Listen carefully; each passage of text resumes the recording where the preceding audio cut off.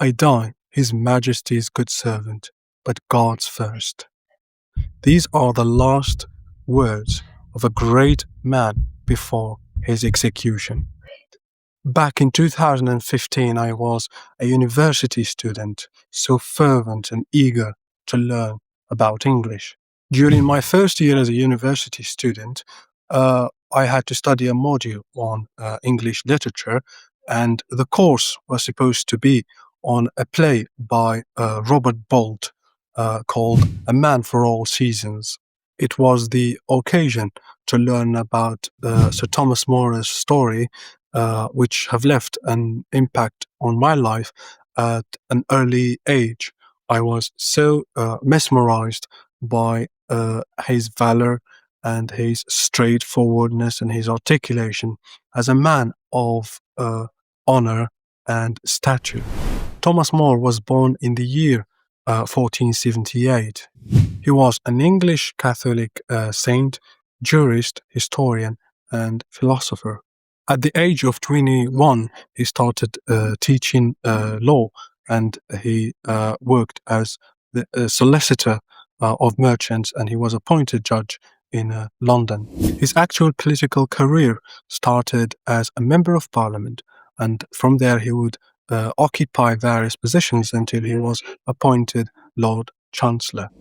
This period of time in Sir Thomas More's life was under the reign of King Henry VIII.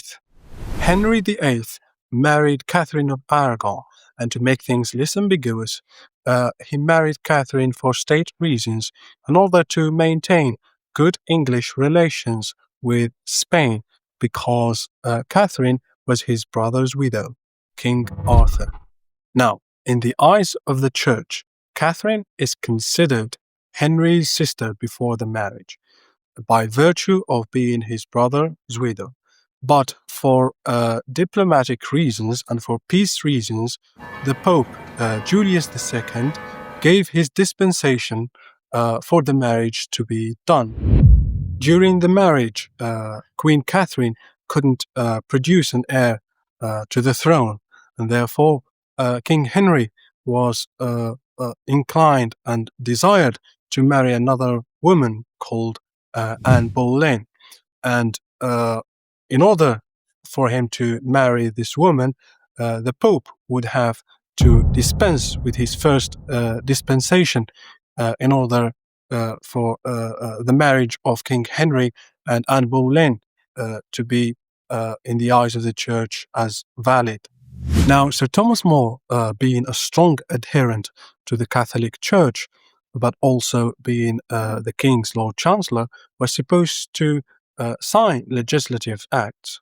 These legislative acts, Thomas More didn't agree with because they curtailed the Pope's authority, despite the King's many attempts to win Thomas More's side for his resounding respect and integrity.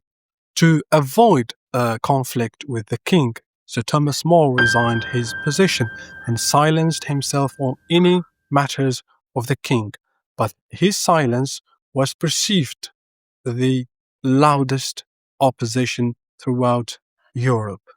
After this, Thomas More's prosecution started by ambitious men who sought to win the king's trust, first by accusing him of taking bribes as he was a judge, and then accusations of disobedience to the throne, and finally high treason, for which he was executed in the year 1535. What I find most interesting about Sir Thomas More's life is that he was actually a pious man with great respect to the law, even in instances where the law was manipulated against him. He never gave up on his belief that all should be given the benefit of law, even the devil himself, because that is the barrier that keeps us human. When you look at it closely, you will find that Sir Thomas More's goal was never to protect the church and the Pope as much as it was keeping the king's decisions as lawful and pious, being his chancellor. And when he couldn't do that, he resigned his position, knowing the consequences and also knowing that he could have led a life of wealth and pleasure, as so many other statesmen did at that time, but lost their souls. Thomas More's trial was just like that apology of Socrates, full of wisdom, love of life, and respect of the law. Sir Thomas More will be remembered for his many legal, theological, and philosophical publications, but mostly his Utopia. Utopia, a word he literally invented to mean no place. Sir Thomas More, for me, is a man who dreamt of a perfect world and who was executed for his love of truth and respect of the law.